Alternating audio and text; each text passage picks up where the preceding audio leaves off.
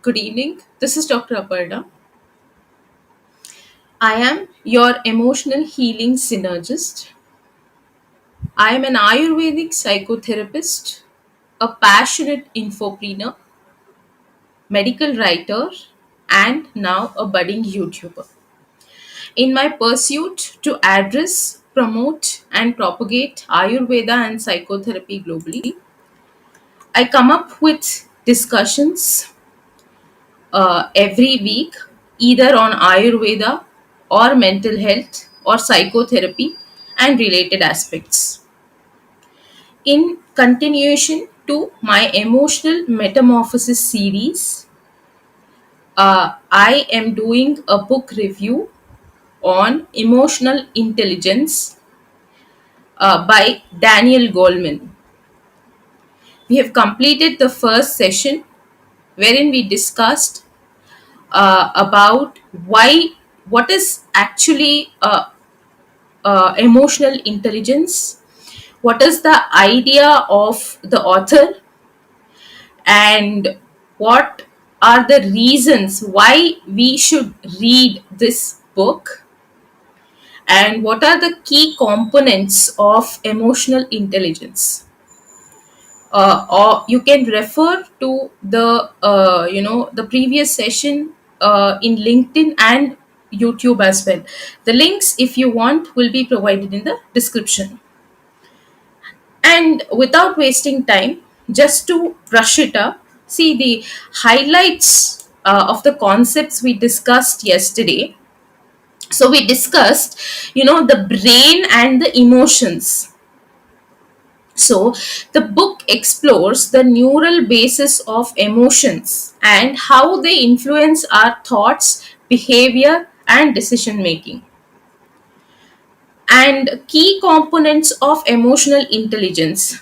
That is, Goleman, the author, identifies five key components of emotional intelligence. That is self awareness, self management, motivation, empathy, and social skills.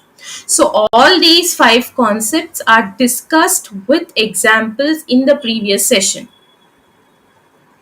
The next concept we discussed yesterday is emotional literacy. So, what is emotional literacy? Understanding and identifying your own emotions and those of others is crucial for effective communication and building meaningful relationships. So, understanding and identifying, our own emotions.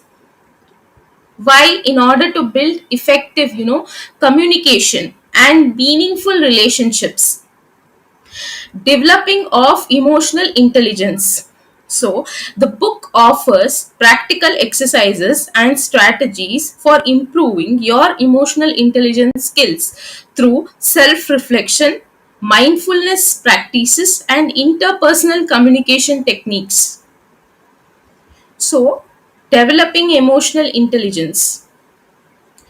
So, how to develop emotional intelligence is also, the practical exercises and strategies to improve emotional intelligence is also discussed in this book. How? Through self reflection, through mindfulness practices, and mindfully being aware of your emotions, analyzing your emotions, and giving thoughtful and reacting thoughtfully.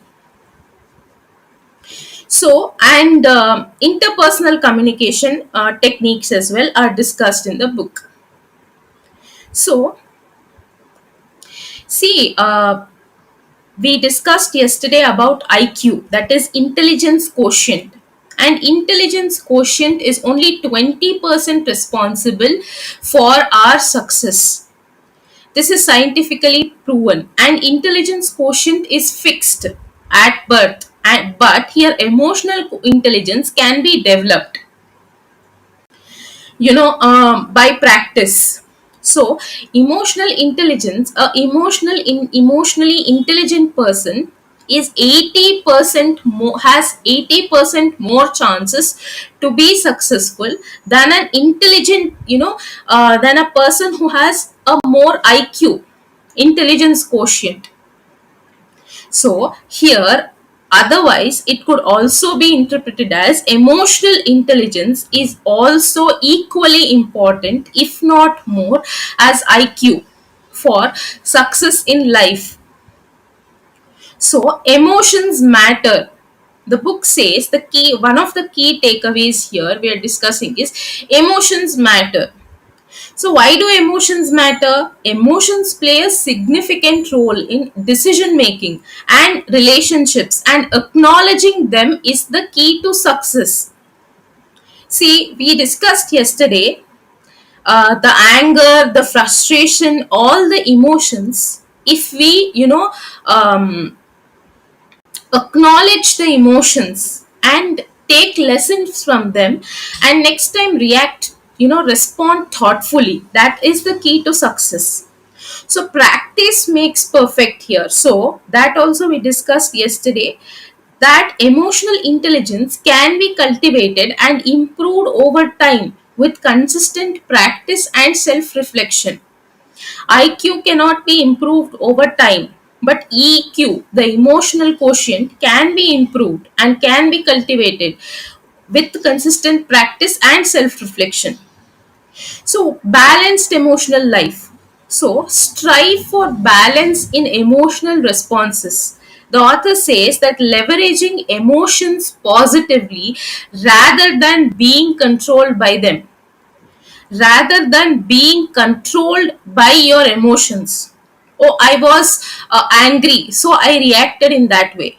Even though you're angry, you're realizing the anger, and then you're leveraging the anger to, react thoughtfully or respond thoughtfully and positively. You're not being controlled by your emotion, you are leveraging emotion positively. That is emotional intelligence. So empathy, here they discuss, the author discusses about the empathy is, powerful. So empathy strengthens connections and is crucial skill in understanding others perspective. It is not only analyzing and understanding and managing your emotions. If you have to succeed, you have to be able to manage, understand others perspective as well. So you have to be empathetic, the author says. Then the continuous growth, because emotional intelligence is not a static. It evolves with learning, experience, and conscious effort. You have to put all your conscious effort to be emotionally intelligent. So, Emotional Intelligence by Daniel Goleman serves as a comprehensive guide to, that which offers us insights and strategies, to harness emotional intelligence for our personal and professional growth. So, emotional intelligence, as I said, can be learned, improved with effort and practice. By improving your emotional intelligence, you can unlock immense personal and professional potential. So, emotional intelligence is not just about managing your own emotions, it is also about understanding and connecting with others. Developing emotional intelligence is an ongoing journey, and the rewards are well worth the effort. Increased resilience, so, and adaptability in challenge situations. What do we achieve, through emotional intelligence? So we have the increased resilience, and we are adaptable to the challenging situations. So improved mental and physical health, enhanced creativity and problem solving skills, so greater confidence and self-esteem. So overall, the Emotional Intelligence book by Daniel Goleman is a transformative book. Next, the chapter wise book summary. These are all the reasons to read, the key takeaways, the highlights of the concepts, and what are the advantages of emotional intelligence. So Introduction. How does the author introduce? See, first is the introduction to emotional intelligence. Here, the author introduces the concept of emotional intelligence, emphasizing its importance in professional and personal, success. So, emotional intelligence involves what it involves is recognizing, understanding, managing our emotions effectively.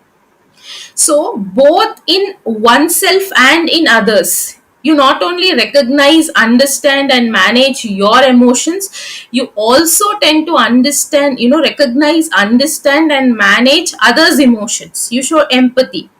So, what happens is it improves the relationships, and you can make better decisions. So, it helps in decision making as well. So, example, here self awareness means recognizing how one's emotions impact decision making. Next is empathy. So, next example is empathy. So, understanding a colleague's stress and offering support. You understand that you recognize that your colleague is stressed due to excessive work. You understand that and you offer support. That in a way is empathy. So that is emotional intelligence. So the next, the author explains part 1, that is the emotional brain. That means understanding the emotional brain. If you have followed the yesterday's the previous session, I talked about two types of brain. One is the rational brain and another one is the emotional brain. So here we are the emotional brain, we are understanding the emotional brain here. Rational brain means it is the center for logic, reasoning, analyzing, all that we do, that is in the rational brain, that is in the prefrontal cortex. This we are talking about is emotional brain. So we are understanding the emotional brain in order to understand emotional intelligence. So explores this chapter explores the brain's emotional center. Brain's emotional center is the part called amygdala.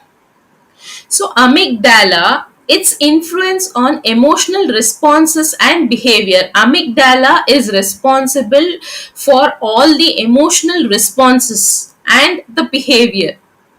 So what does the amygdala do? Amygdala processes emotions, triggering rapid reactions and influencing decision making. So for example, we discussed yesterday that whenever we are confronted by a wild animal, or for example a tiger, our first the amygdala processes that fear, the emotion of fear, and triggering rapid reaction is to just run away from there. So decision making is to just run away to save your life. That is also that is an example of what amygdala does. So here, the first example is flight or fight or flight response. So, feeling fear when encountering a threatening situation. What you do when you feel fear, you take some action. So, next example is emotional memories. So, vividly you remember a past event due to its emotional impact. So, if you lost someone, or if you have faced some abuse or something very emotional, due to the emotional impact of that event, you always remember that event. That past event is always registered in your brain due to the emotional impact it created in your life. So here, if we have to talk more about emotional brain, here in the emotional brain, the author explains about the amygdala hijack. We talked about a concept called the emotional hijacking yesterday. So what is emotional hijacking is, your emotions hijack, that means overpower your logical brain, and you take a impulsive, by taking a impulsive reaction. So here, to explain the concept, that means the here actually it is amygdala hijack. So what is that? The amygdala is a small almond shaped, एक बादाम जैसा होता है, that is a small almond shaped structure located deep within the brain's temporal lobe. So amygdala is, plays a crucial role in processing emotions, particularly strong ones like fear, anger, aggression, yeah, all these emotions. So when faced with a perceived threat, the amygdala can trigger the fight or flight response.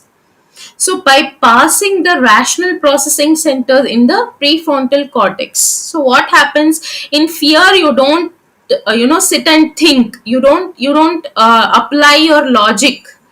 Your emotions are hijacked. The amygdala is hijacked.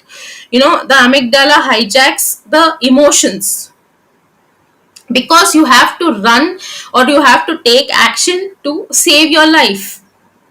So this can lead to impulsive and potentially harmful actions as well. One, in some cases, it could lead to right decisions. If every time there is an amygdala hijack, imagine it is not such serious condition and you're emotionally hijacked. Your emotions are hijacked. The emotions hijack the logical brain. Then what happens is we react impulsively, and that could potentially we can lead to harmful actions. So examples. So what are the examples of the amygdala hijack? So small examples. Suppose a driver is stuck in rush hour traffic.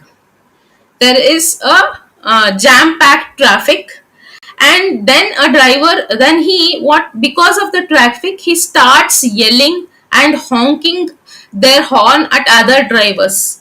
He start yelling and abusing and honking the horn at other drivers, because he or she is fueled by frustration and anger. The driver is fueled by frustration and anger. So if we apply emotional intelligence into it, we can avoid the yelling and honking their horn at other drivers, and the responses could more thought through. Here what happens is, in amygdala hijacked, the frustration and anger hijacks the logical brain of the driver. In the same way, a student facing a difficult exam experiences with anxiety and stress. So if a student is the paper, he's giving an exam, the exam is difficult and experiences anxiety and stress, so which impacts the ability to concentrate and perform well. So the anxiety and stress, the emotions there take over, and the student's ability to concentrate and perform well in the exam is hijacked. So the third example, likewise. So a person witnessing a violent crime may experience post-traumatic stress disorder. So if a person is seeing, is evidence for a violent crime, a person sees a crime, another person being killed or being brutally beaten or abused, this person may experience post-traumatic stress disorder symptoms. This person will have flashbacks and nightmares due to the amygdala's activation during the traumatic event. In the traumatic event, what happens is the amygdala gets activated. The amygdala hijacks the logical brain. So this person always has flashbacks and nightmares due to the amygdala's activation during the traumatic event. So then when we are talking about amygdala hijack and emotional brain, we have to also talk about the two brains. That means we also have to talk about the rational brain and the emotional brain. So here the author proposes that we have two distinct brains, each with its own unique functions and evolutionary history. So the left brain is associated with logic, reason, language, while the right brain is responsible for emotions, creativity, and intuition. So our left brain is associated with logic, reason, and language. The analysis, the mathematics, everything we do is associated to the left brain, while the right brain is responsible for emotions, for creativity, for intuition, but these two brains are equally important and unique. So the two brains work together to process information and guide our behavior. So, however, during times of intense emotion, the right brain can dominate. If there is a time of, if there is an intense emotion, the right brain can dominate, so leading to impulsive decision and a lack of rational control. When the right brain is dominant, your ability to rational thinking comes down. There will be deprivation of the ability of rational thinking. So here, for example, a writer struggling to come up with new ideas takes a break and goes for a walk, allowing the right brain, to process information more freely, which can lead to sudden burst of inspiration. So, if suppose if a writer is, has to write something new, he or she is struggling to come up with new ideas.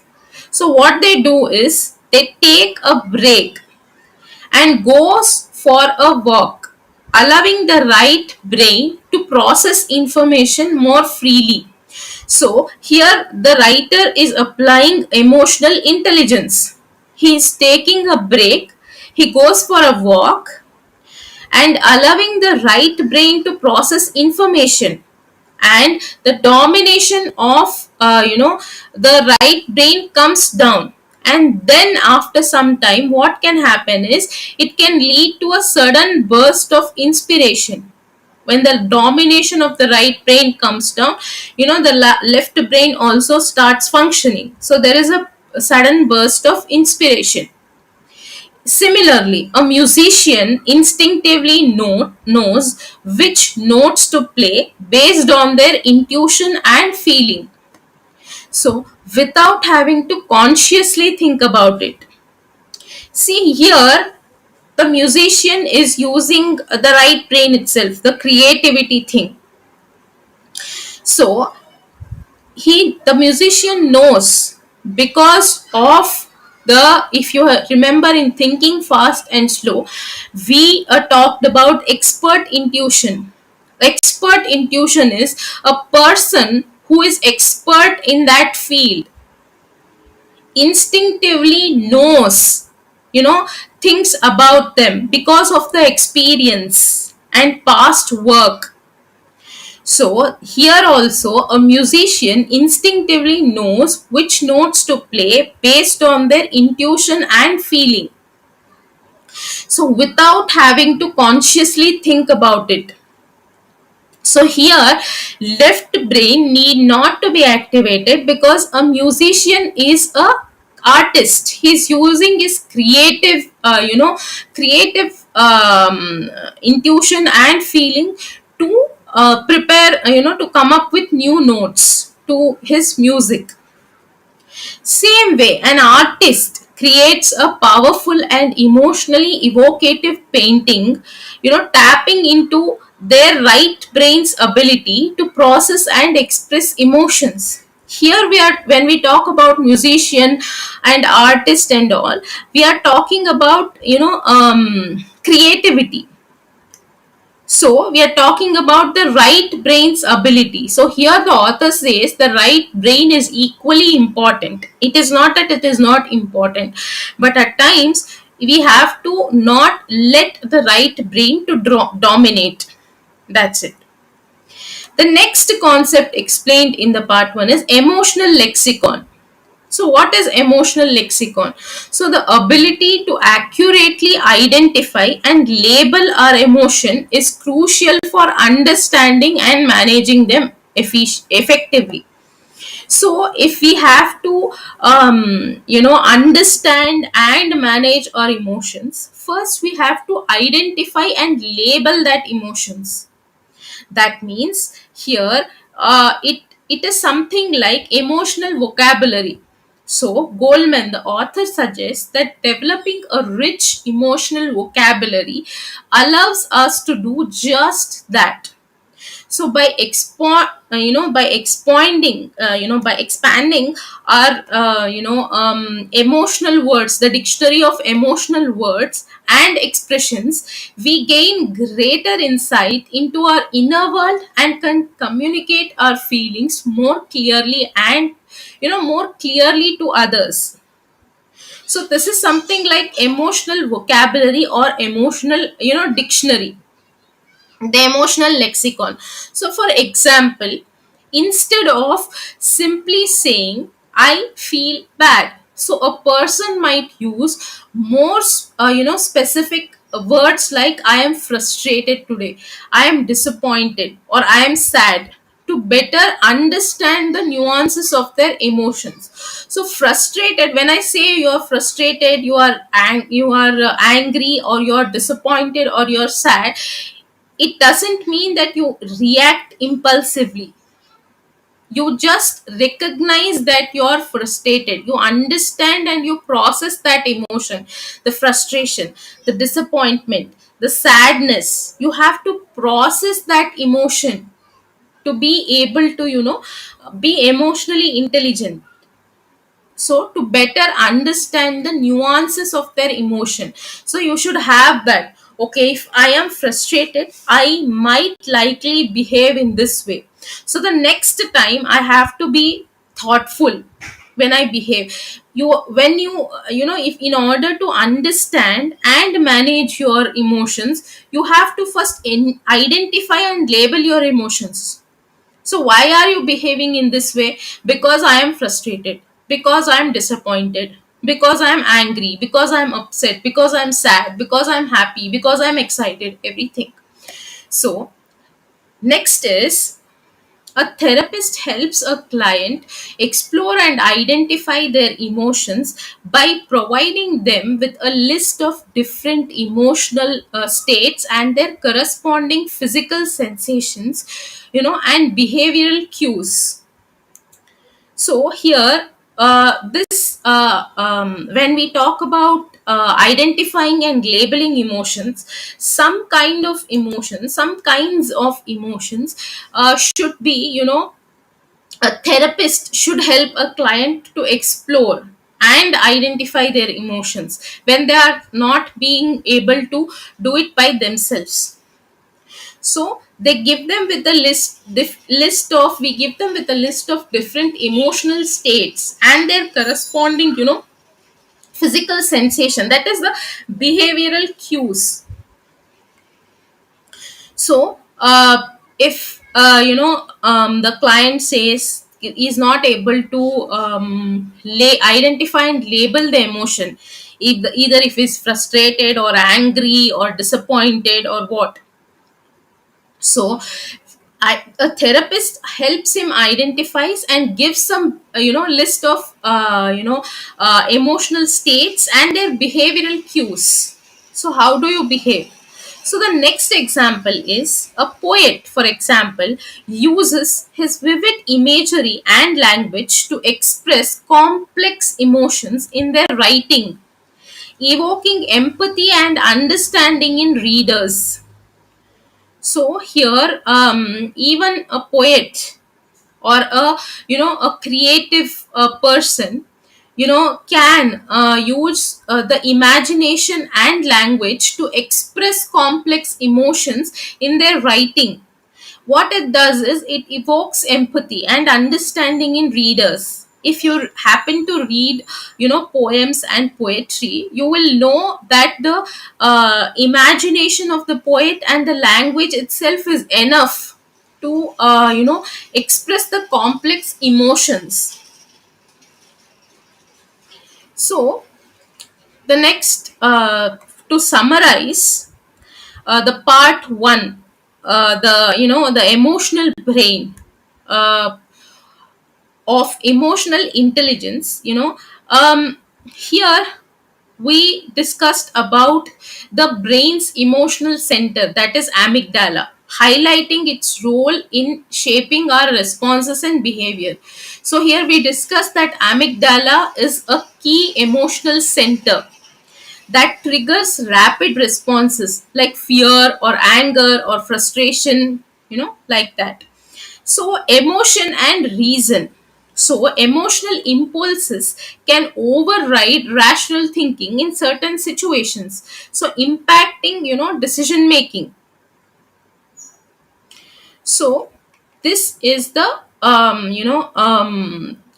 part 1 of what is given in the book. So, what all it says is, emotional intelligence is essential for developing our emotional literacy and taking control of our emotional responses. So, by acknowledging the powerful influence of the amygdala, recognizing the duality of our brains, left brain and right brain, so, and expanding our emotional vocabulary, that is, we discussed as emotional lexicon, we can embark on the journey towards greater self awareness and emotional intelligence. So in the next thing, in the next session, we'll discuss about what is in the part 2 of the emotional intelligence. So this we discussed part 1, the duality of the brain, uh, and whatever we recapped of the first session. So here comes an end to this today's session, and I will meet you in the next session. Thank you for staying tuned, and namaste for today. If you have any queries, and if you have any additional points or insights that you would want to add, or if you have any queries, you can ask me in the comment section. I would be happy to help. So thank you.